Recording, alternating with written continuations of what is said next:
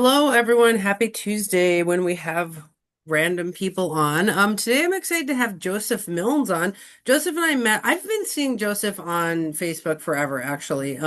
And just always been kind of curious about what he's up to. But we met at the Kepler Symposium this fall, and he had a booth. It was for his business, and so we thought we'd have him on today to hear all about what he does. And so, well, welcome, Joseph. So tell us what is your business? What do you do? Hi, I am the CEO of AstroloGeeks Inc., astrologeeks.com. It's an astrology web platform I've been building for a handful of years now, and it acts as um, a software as a service where we have an astrology app built into the web platform. And it's been built to be a web app, a progressive web app, as well as having delineations and a shopping system and kind of just preparing for the future of growing the company to be able to like have a marketplace and grow a online store for like astrologers to sell bookings and readings and merchandise, that kind of thing, books, Mhm. so. What's a progressive web app?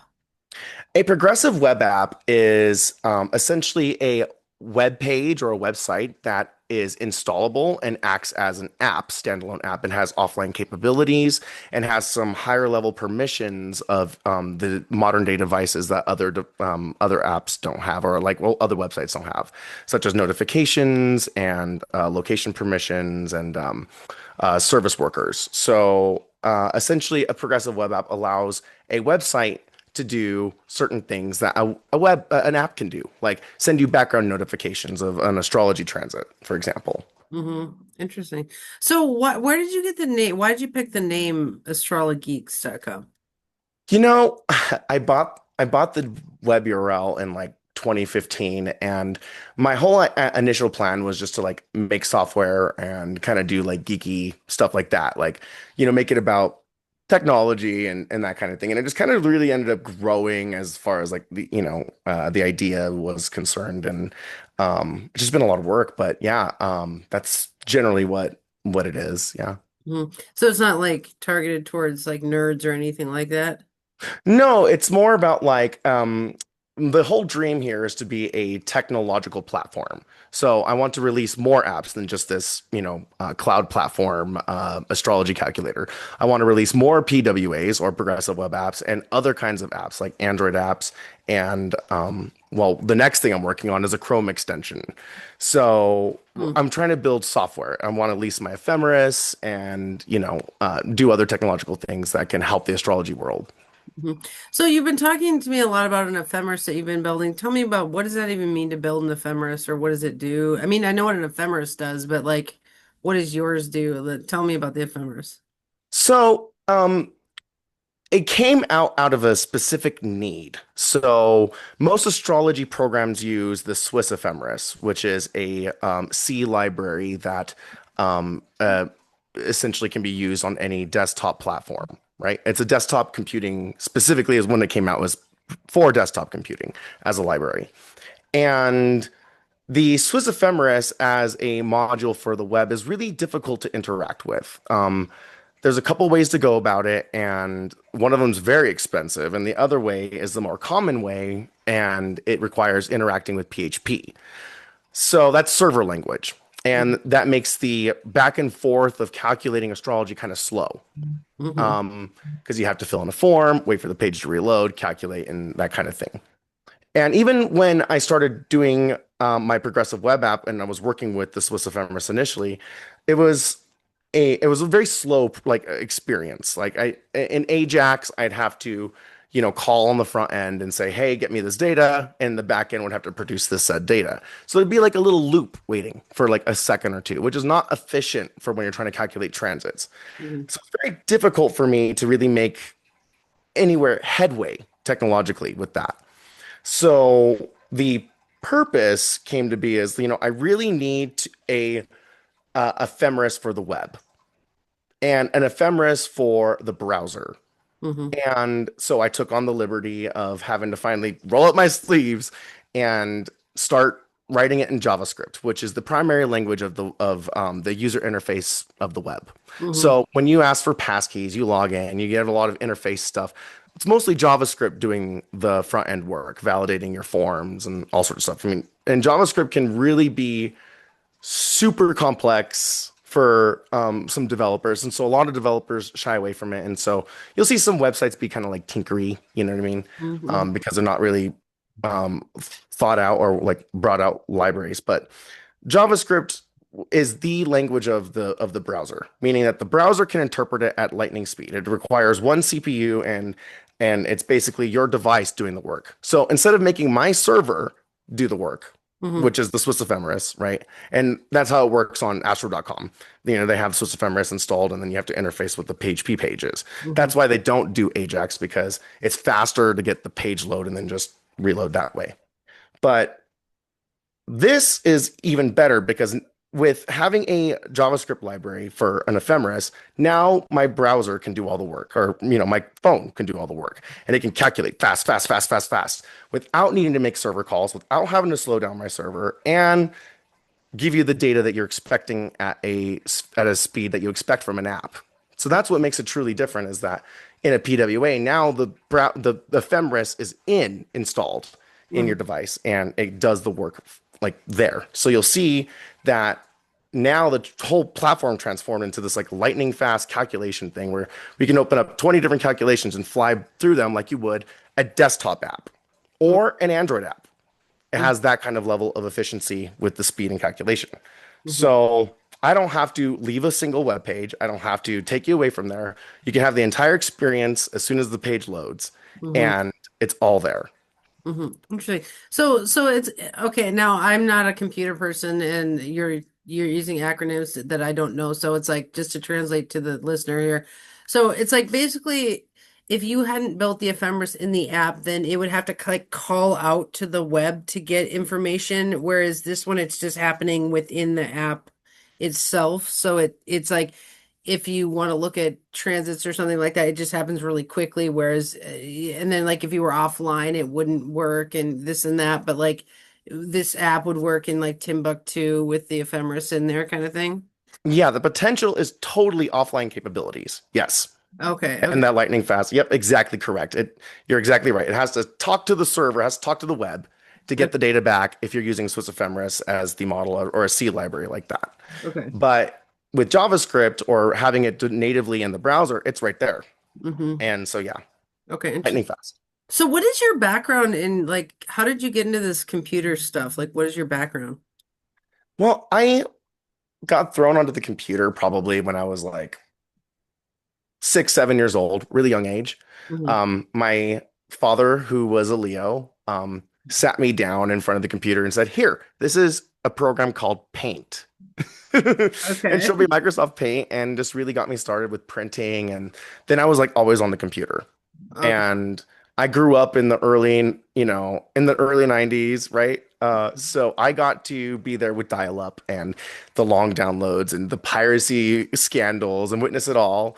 And I was on the internet the whole time, and I learned a lot about the web at a very early age and how to operate a machine, clean a machine. I mean, I eventually went to school to ITT Tech, and um, in my high school career, even though I specialized in music, technology was like my other major forte, and I was like always in the computer programming classes, and I took the HTML courses. I was in VB and Visual Basic, and I was doing the graphic design for the what do you call them?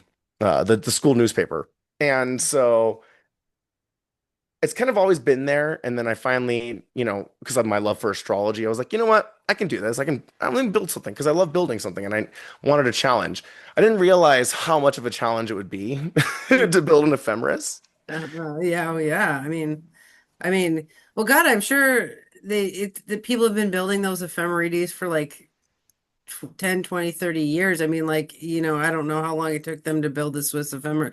I don't know the first thing about it, but so tell us what in your chart makes you like inclined towards this work. That's a good question. I think there's a couple factors. I think it's because I have a Sun Mercury conjunction in Aquarius, and my Mercury's kind of retrograde. Mm, Um, mm, and in a orrery chart, he's actually kind of like to the left. So I actually have like a Mercury rising kind of technically just mhm, before the sun. mhm, Um, I don't think he's visible, but mhm, yeah, I think that's part of it. And it's a fifth house, fourth house thing. So, I work from home mostly, right? mhm. And it's Okay. creative. And then my moon's in the 12th house in Virgo. Oh. So that kind of, and it's like 11th house if you use Placidus or like a quadrant house system. So I think that's mostly it, the Virgo moon and then the connection with Mercury and the sun. Oh yeah, I mean tons of Aquarians in computer programming. I mean, and then also like combined with the Virgo, that would be like using your Aquarian nature for something very practical and very, um useful and kind of thing. So, what degree is your sun Mercury? 3 degrees for Mercury and 6 degrees for the sun. Oh my God, so Pluto's going over your sun Mercury right now and you're building this app. Yes. So crazy. That is so legit real. And then now Uranus and Gemini. So what do you think that the Uranus and Gemini trining that is going to bring to, I mean, that's going to probably bring some excitement to the whole thing. Well, it's been exciting. That trend has been happening to me for a while, and it really led to like a lot of the discoveries along the way. Because once you start mastering building an ephemeris, you learn really a lot about astronomy and the specific and details and stuff. And it really just like helped me start seeing things in a three-dimensional perspective and really flexed my mental capabilities. And so. I ended up coming up with the first compass, live true compass, where the planets on the azimuth are in a 3D sense, where it shows the altitude and the azimuth of the planets, and it shows all the fixed stars, and you can face the compass anywhere, and it shows where the planets are going to be, and it just moves. So that was like my first major like breakthrough with the Uranus trine Mercury was making that local space 3D compass or just the space compass. So that was like a real major achievement that was part of like the first series of it. And then just building out the PWA technology is now leading me to what I'm building now, which is I'm taking everything I've done and I'm trying to put it into a Chrome extension. So I'm trying to take it all offline and give it complete offline capability. So I went as far as building an atlas and um, uh, really just trying to do what I can to make this so that way I can build a new astrology app in JavaScript in web, but not have it be on a server, period. Not at all. Mm-hmm. Mm-hmm. Like localized. Mm-hmm. So I'm trying to essentially turn your browser into an astrology program. That means you open up the new tab and it's an astrology browser. You have all the same capabilities and functions of an astrology app, including a wonderful, powerful capabilities from Chrome, which is like the alarms API, which will allow me to calculate Perons and create a Peron clock. And that's Wow. something I'm really excited for. And just live transit alerts. I mean, you don't have to be connected to the internet, and these will still be scheduled. And I'm trying to build it where you can have aspects notified and really get in depth where the computing power is now in the browser. And I'm trying to take it even further with side panels and like, so that way you can have astrology content on the go. But even more powerful is I can inject astrology content into the web. Mm-hmm. And I am ready to move on to the next step, which is to add the feature to this Chrome extension, which I'm trying to get out sooner than later with minimal features and then add features as I go. But then the main thing I'm trying to do is make it so that way you can post astrology charts in any social media website ever. Just Mm. that way you can just, it'll say post a chart and you take a chart from your dynamic library or create a new one on the fly and boom. And you can Oh, create I want to be able to style it, all that other stuff. uh-huh.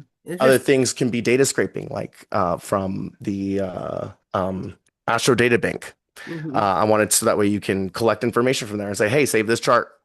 Mm-hmm. Mm-hmm. There's Interesting. a lot of powerful capabilities that we can do that's never been explored before. Interesting. Since What's no data scraping? data scraping just means that like we're looking through the website for data, Uh-huh. and we're saying, Okay. hey, this is a birth chart. Would you like to save it? Uh-huh. And find a way to be able to allow the user to finally look at the Astro Data Bank and be like, yeah, I want that chart. You Interesting. know, Okay. Okay. So, so t tell me. who is your target market for your app? Like, is it newbies to astrology? It sounds like it might be advanced astrologers. I mean, who do you hope, or who is your vision of who would buy or use this app? So my vision is probably more along the professional line and introducing astrology, professional astrology to the web world, you know? So it's kind of a double whammy with coming out with the Chrome extension because it introduces it to a whole new market that has not been explored before. Hmm. Hmm. So the potential is great. Hmm. So is it a good way of getting newbies introduced into real astrology and looking for themselves and seeing, that this is the first ever astronomy plus astrology Chrome extension, you Hmm. know? And Hmm. seeing not only is it a impressive skill set of computing and calculations and software, but also seeing that astrology that you've been told is now, not the hoobie-jooby that you think it is, and is right there on Uh-huh. the Chrome store Uh-huh. for free. Yeah. And I will only make the premium features only $25 one time paid. Hmm. I'm Interesting. just no more subscriptions on that. The Chrome extension will be something you keep. Oh, interesting. So you pay $25 and then you have this on your Chrome forever kind of thing? Yes, Oh, wow, that's so cheap. I mean, as far as I mean, I don't know much about computers, but that's really cheap. it is. But think about not only do our own constituents ache. I mean, look at the economy's not great right now. You know what I mean? And people are like really hurting financially. Everybody is. Uh-huh. And they're not, I mean, I heard so much at the symposium how many people were like, is it a subscription? Like they're aching because of the subscriptions. And unfortunately, it's kind of a vicious cycle because it costs money to run servers. Hmm. So this is a good way that I can think I can meet the median and because people really want to purchase and own the software. Hmm. And then you got to think about, well, what is a newbie going to look at it on the Chrome store, right? Someone Hmm. who doesn't know anything about astrology and would be totally sucked in. It would scare them away to pay 200 bucks, Uh-huh. more to own a program. So Yeah. I just don't think it's fair. I think the prices are just too high in general, even for my own software as a service, I feel, because I would like to reduce it down, but it's just so much cost to run it every year, and I pay for Google time zones and Google Maps and stuff like that for all those good features on the web app. Hmm. But I think that this is going to be another one of those alternatives, and it's just one of the many things I want to make out there, you Hmm. know? Hmm. Yeah, it sounds like you have a lot of things. Okay, so okay, I'm gonna pull out a computer term, user interface. Like, what does the user interface look like? Okay, so the user interface is like the buttons and the style of like everything, Okay, feel free to share your screen if you want to show us anything too. I think, yeah, Okay, okay, I can share. Actually, let me open up my app. I'll just share my whole screen. Here we go. yeah, totally. And then I will open up. So you can see I just selected AstroCloud from my taskbar. This is a PWA, so the app is already installed in my What's a computer. PWA? Progressive web app. Sorry. Okay, okay, okay. Sorry. Yeah. I don't have Mercury and Aquarius at all. Oh, you're good. Yeah. So, this is what we call the user interface, right? This is what we're looking at, right? The Okay. buttons, controls, right? Uh-huh. This here is a box that tells us that the moon's really far away right now and it's at a new moon. And, um, so here's our interface. We have some interface items here we can touch and we know we have a toolbar, search items, that kind of thing. Mhm. So, um, that's what the user interface is. It's essentially what it is you're looking at and the structure, right? Okay. This is a bottom app bar and this is a chart button. We can add a new chart right here on the fly, right? Mhm.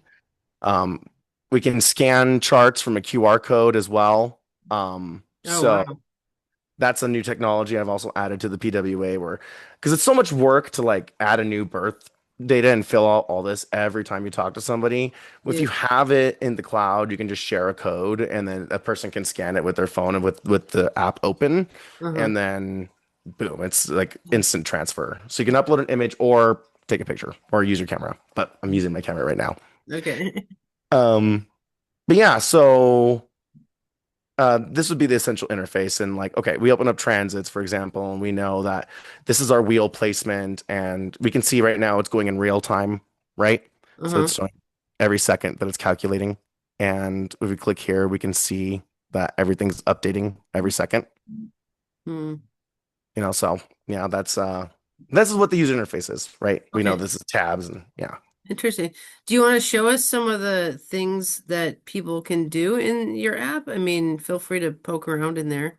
Sure, yeah. So I just showed off the transits calculation. You saw how fast that opened and started calculating. Um, and we try to offer delineations and like information and like rise transit and set time so you can like change the time of the chart to be like, okay, let's view Mars on the midheaven. Hmm. And I'm gonna pause it again, and there we go. Mars on the midheaven. Oh, interesting. And it says Mars on the meridian, but meridian, midheaven. Uh, Um, the really cool stuff is in Meteor, which is it's an add-on subscription to the web app. This is the more expensive stuff because it requires a lot of Google Maps. uh-huh. But we have one of the most advanced, actually, okay, I hate to brag, we have the most advanced solar eclipse calculator. Please do This thing, brag. This is your hour to brag. oh my God, I just love showing this off because this is so fun.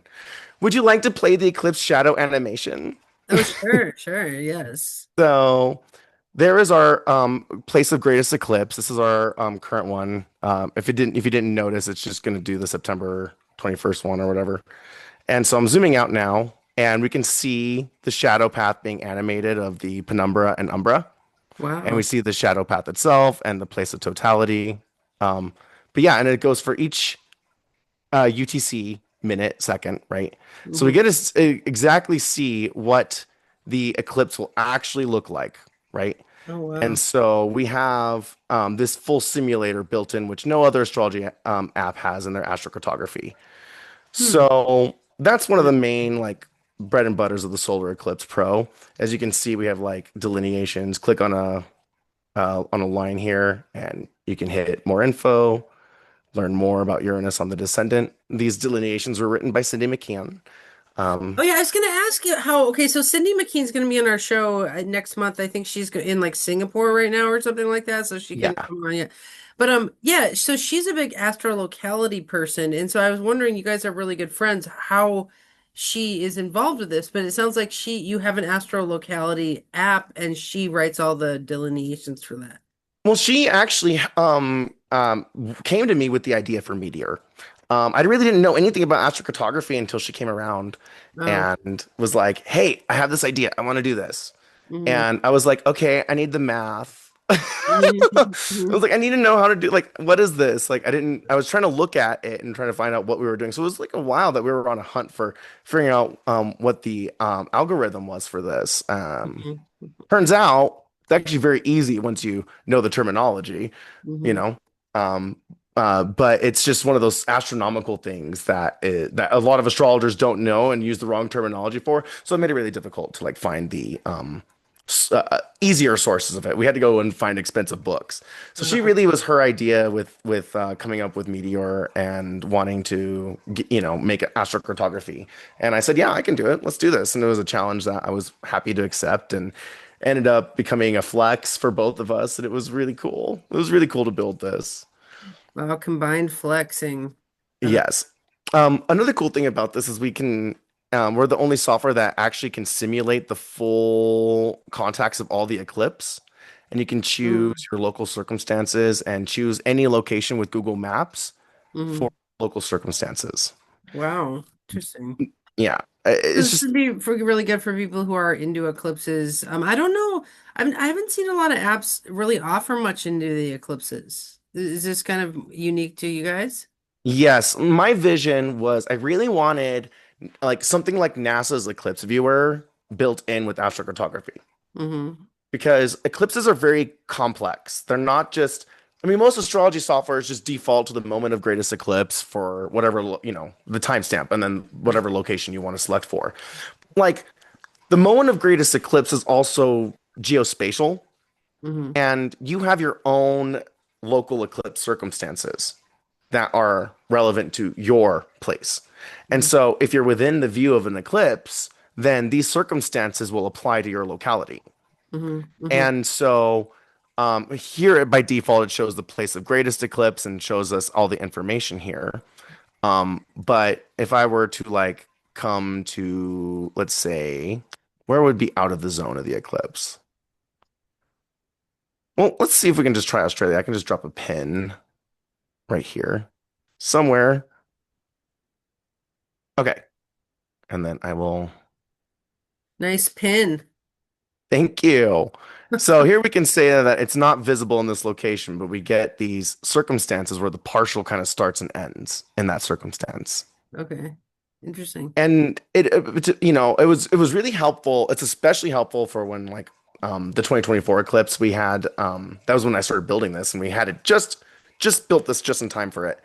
But the 2024 eclipse was a perfect one example of this because you take the totality of it and we were able to travel. Cindy was able to travel all the way to New York, Buffalo for that circumstance Wow. in the totality path using this software and knowing the exact time totality in her location was going to be, not what the software told her greatest eclipse was going to be.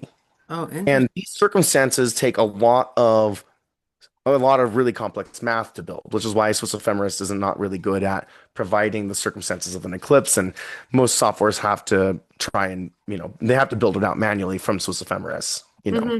once they have just the eclipse data. Interesting. So this is different than what's offered on astro.com as far as astro locality because it also has this eclipse feature.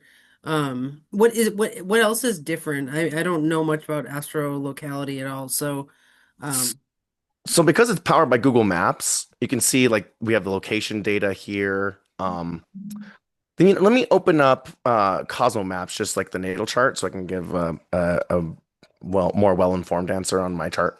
Okay, see how fast that goes? Look, didn't yeah, need to that call the was really server. fast. Yeah. That was like a Um, nanosecond.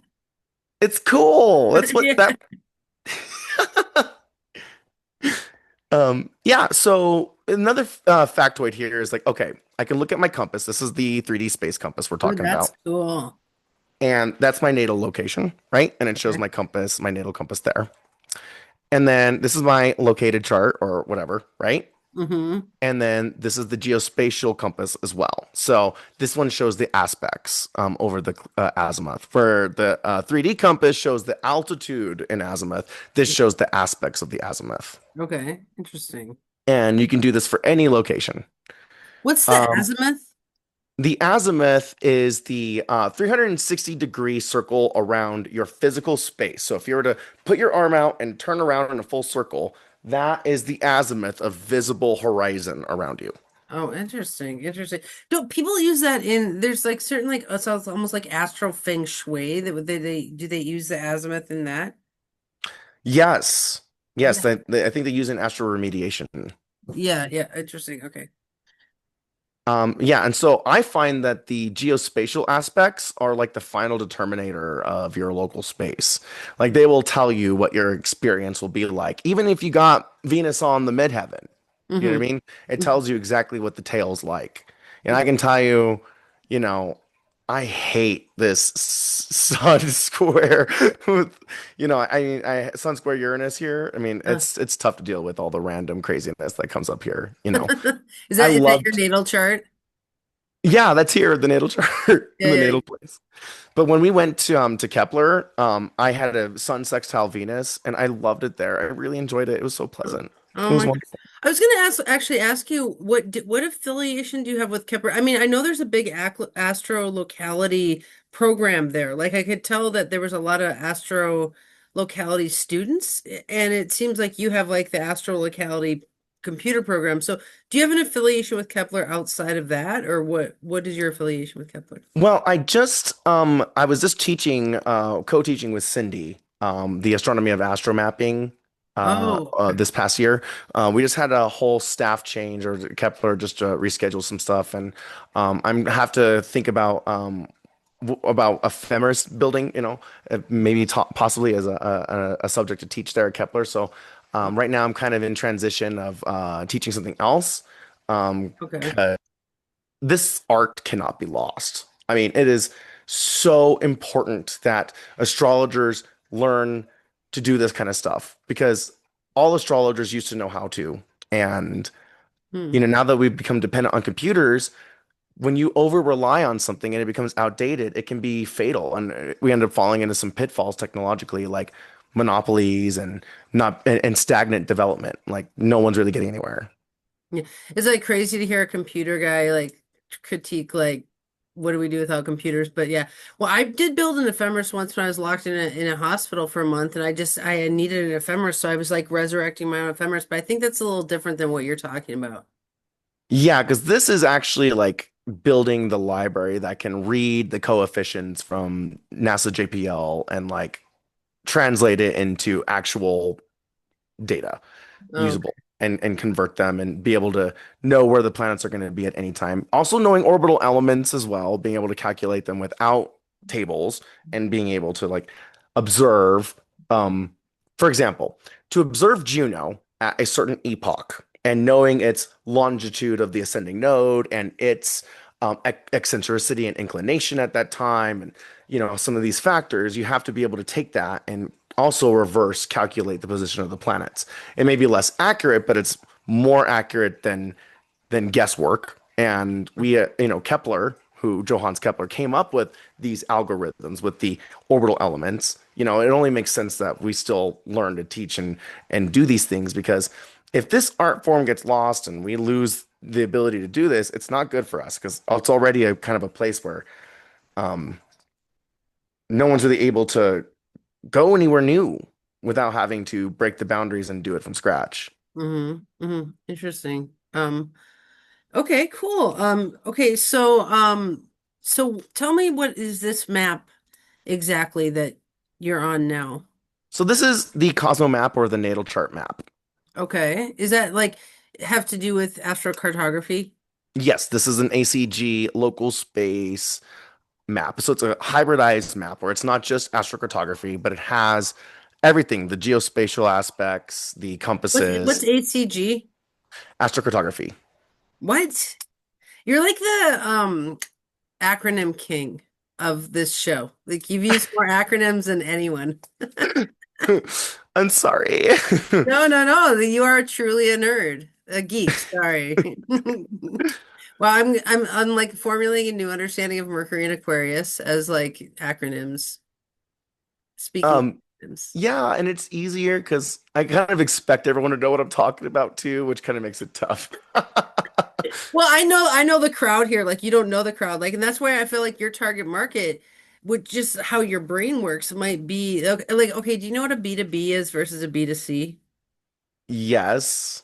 Okay, so like for anyone listening, like in business, like a B2B is when it's like business to business, where it's like you would be like a business who works with people who are in that business. Like you work with high level astrologers. A B2C is like business to client. So it's like that would be if you're an astrologer, but you work with like clients on telling them what the new moon is and stuff like that.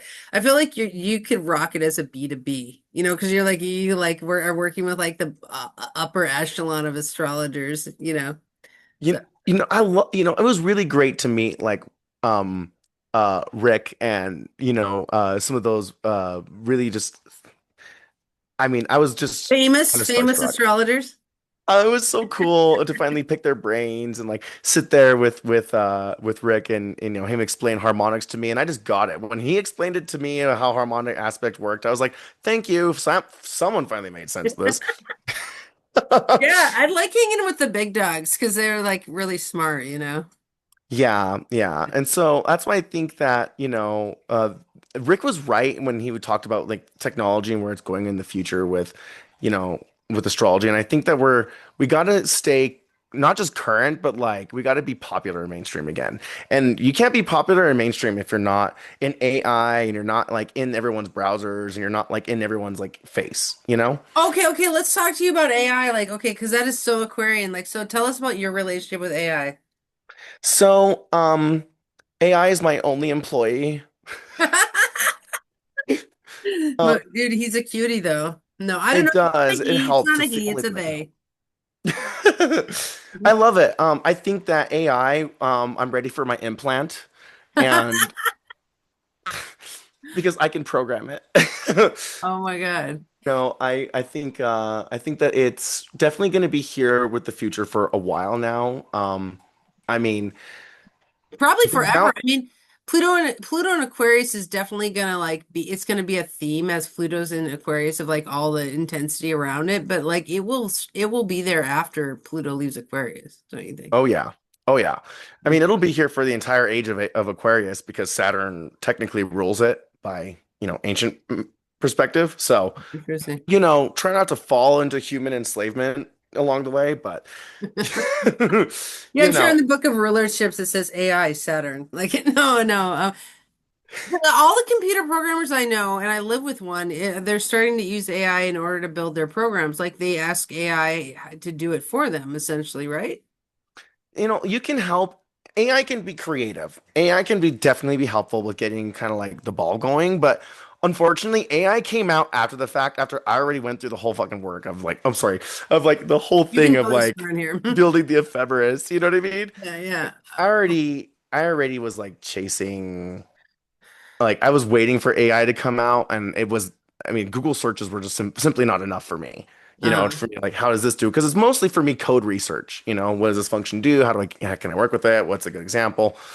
Um, but AI has its flaws, and you do have to like keep your double check on it. You know, I mean, when using AI, I had to be very specific. No, you're wrong. We're wrong. Until, you have to know, I mean, especially in astrology, you really have to know what you're doing to correct AI to make it really useful for you because it will make tons of mistakes Mm, and it's not perfect. And, maybe it's learning for me. I don't know.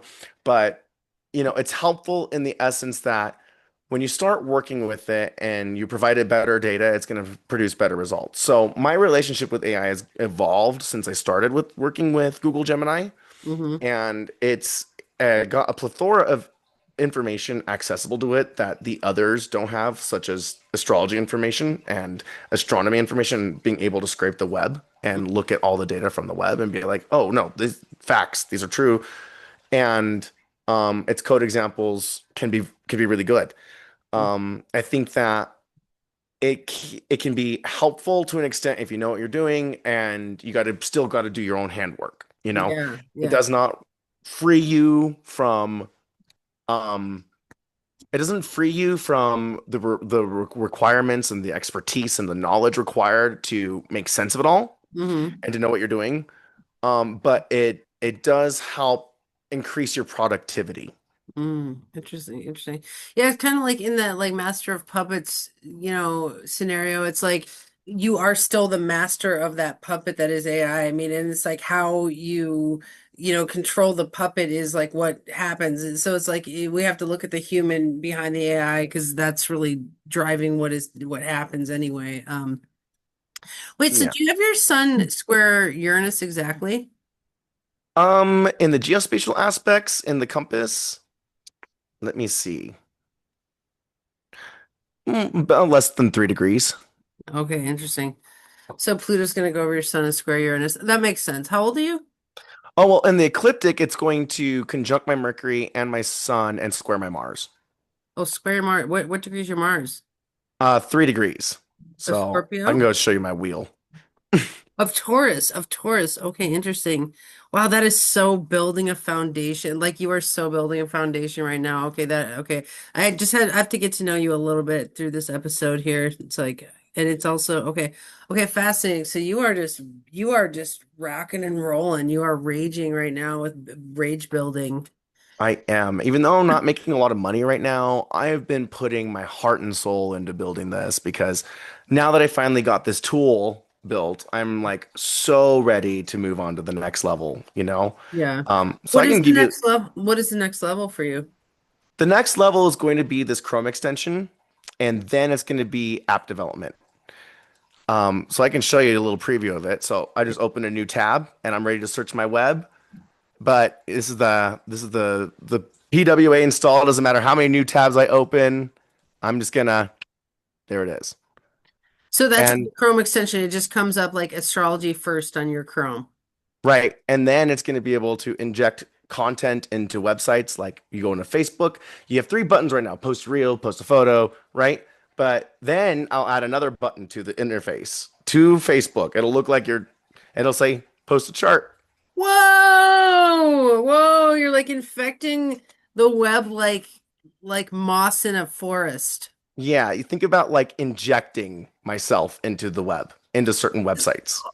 Oh, just oh my God, that's crazy. Mm-hmm. Web Injector. That's your Yep. nickname. And again, no server. So like I said, I built my own it's got day and night mode. So if this is too hard, you can see it this way.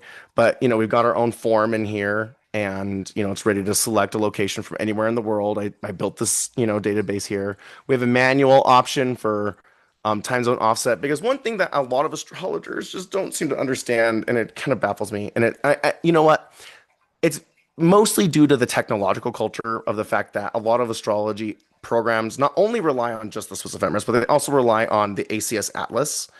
And it's for astrologers, but in its custom. The problem is that it is you can't reverse engineer, and it's not a good system to use in the web. Again, it's similar to the Swiss ephemeris, right? Where I can't, it's not native to the web; it's something else. Hmm. And ACS has some inaccuracies. So I felt like for this purpose, especially to save on memory and everything else, we just stick with the IANA time zone database with the computer world standard of time, Hmm. which does raise the bar on what can be proven as what's a time zone affected in that area. For example, it may be contested in Florida before 1970 or before the Uniform Time Zone Act that they observed daylight savings time, or they did not observe daylight savings time until so many months after that. But they can't prove it. So you have to be able to prove to the Diana time zone people that this was in fact observed. Hmm. So it sets a different standard, but because of that difference, I have to put in something like this where you can change your own offset time zone. So that way, if you don't agree with the output, then you can change it yourself. But it brings a whole question to astrologers. How well do you know your time zone? How well do you know your own location? Like, and it harkens back to the same purpose. Like, how well do you know astrology to make these decisions and using software? And Hmm. that's why it gets so advanced because you should know, and a lot of astrologers do know historical time zones. They'll disagree and say, well, that's not right. This was observed then, but it's not provable, right? Hmm. And so it's kind of the where also what's kind of holding technology back as far as app development in astrology because everyone feels gaslit. When we were at Kepler, the guys in Nekepso were asking me how the IANA, how am I dealing with quote the IANA time zone database issue? And I just said, you know what? Is it really an issue? Should you or maybe should we just let the user solve it themselves? You Well, know? well, so these are Because hot topics among the computer programmers. So, like, how many computer programs are there out there for astrology? I mean, there's probably a lot. I don't really know. Do you know? it's a lot I mean, I would say it's a little saturated of astrology apps. As far as Android apps, iOS apps, right? Mhm. Um, Desktop apps are not really, I mean, they're kind of a thing of the past. People still use them, but like the only one that right now that everyone uses on the desktop that's most people are using is AstroGold, right? Okay. Um, but here you see that I'm already in a desktop interface, right? Uh-huh. And so the purpose of doing this is now not only is it mobile, it's also desktop, and we can go ahead and see that. Look, everything's instant. It's all built in the browser. I don't have to use the internet. If I turn off my internet right now, this would still run. Interesting. So it sounds like of all the computer software that's out there, one of the special things, the big special thing about yours is that it's the quickest, or it's one of the quickest, and it also runs off the internet. So it's like once you have it, you have it, you just have it.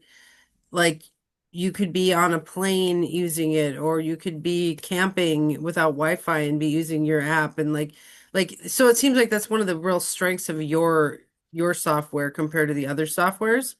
Yeah, that's the direction that the progressive web app that this one here, this one is going in that direction. It's already got we're already putting in the atlas. It's got a lot of offline capabilities. I have to create a new database and stuff and add some padding to make sure that we can detect that. But it's getting that direction here Mm, as far as being completely offline.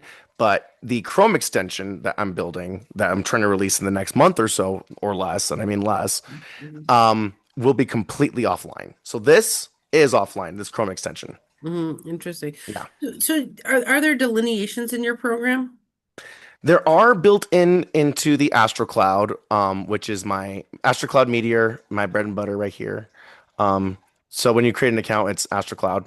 So yes, delineations from Predictionary. So that's this one here. Uh-huh. Okay, all get hooked into here, so you can view the interpretations on your own on a different web page, So who writes or view those? in here. What was that? Who writes those delineations? So, I've hired a few people because my goal, always with this has been to be like, hey, who wants to have their name out there and be seen as an author? So I've hired a few different writers along the way. I've hired a guy named Ricky McDaniel. He wrote some delineations. I wrote some delineations. I had a wonderful set of transit delineations written by Matthew Curry. Mhm. He also used to write the blog too, but he He got sounds sick familiar.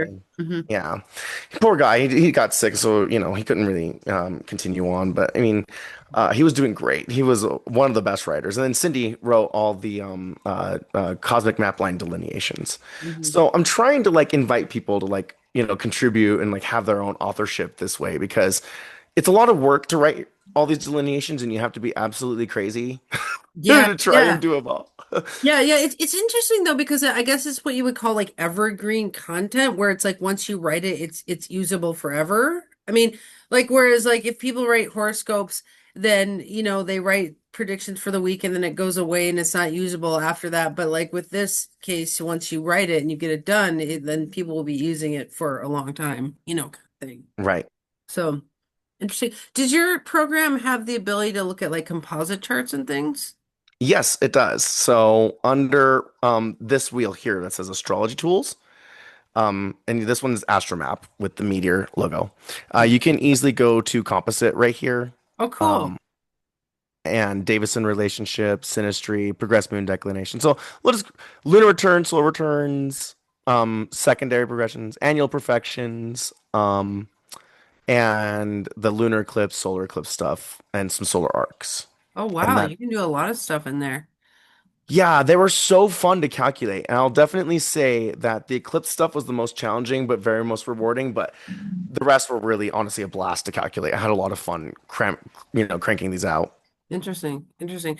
Okay, well, we have about 6 minutes, and I do want to use some of that time to let people know where to find you and all that kind of stuff. And I would like, obviously, for you to send me any links so I can put them in the video. But in the last 5 minutes here, is there anything else you want us to know, or that you really hope that I ask you, kind of thing? Well, thank you so much for having me, by the way. Oh, Like, this sure. has been such a pleasure and honor, and I just really thank you for this. Yeah.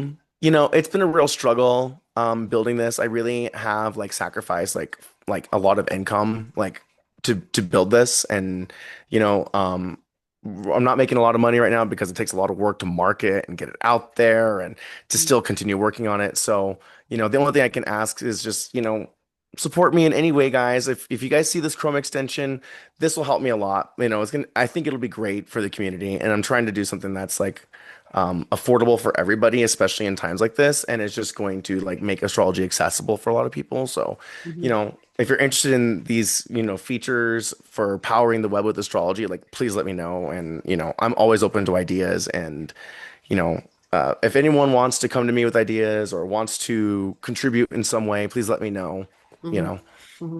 Yeah, we could, if anyone out there wants to work with Joseph on marketing as well, like maybe that would be cool because marketing is its own beast, I'm really passionate about marketing, honestly. I study a lot. One of the reasons I do this is this is basically marketing, this hour, but also it helps us to get to know you. I mean, as, just a school, we just don't really know you that well. And I think I've always seen your name, but never really known who you are and what you do. And now I feel like we know you a little bit. But I think definitely in the modern day, like artists, because you are an artist essentially building a computer art form, kind of thing.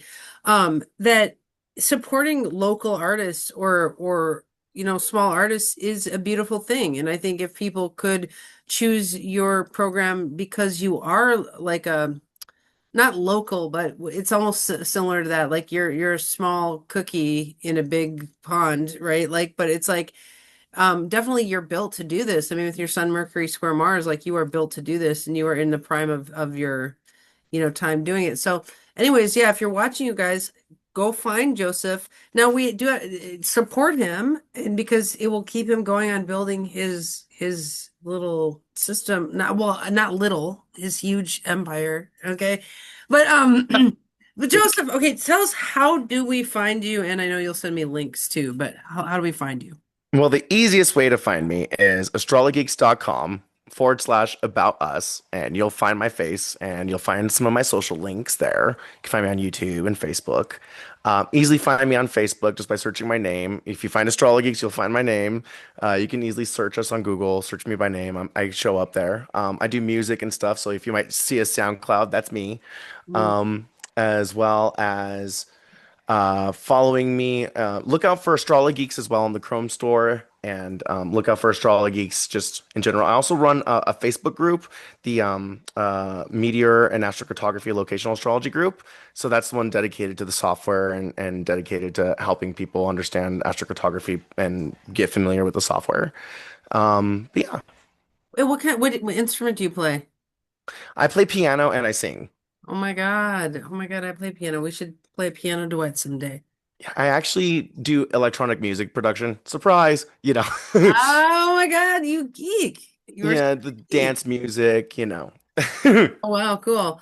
Yeah, I actually had the pleasure of having dinner with Joseph, and it was so fun. Like he is so fun, honestly. So, um, you know, that was part of why I wanted to have you on the show, was because we were like becoming friends a little bit, and then I was like, oh, we can become more friends on the. You got to hear some of my craziness. So, Oh my God. All right. Well, thank you so much. It is super impressive what you do. Once you send me the links, I'll put them in the chat, and this video will probably show up in Facebook in a few days. So, thank you so much. And don't be a stranger, Joseph. If you ever want to come on the show again or come on our live stream on Thursday or something, just let me know. hey, I'm always willing to teach something. I got so many discoveries, and I'm always willing to talk. I mean, I can talk for 2 hours straight if you want me Oh, to. okay. I'd love to see that. All right, Joseph. Well, have a good day and say hi to, Chase. All right. You too. Thank you, Andrea. All right. Bye.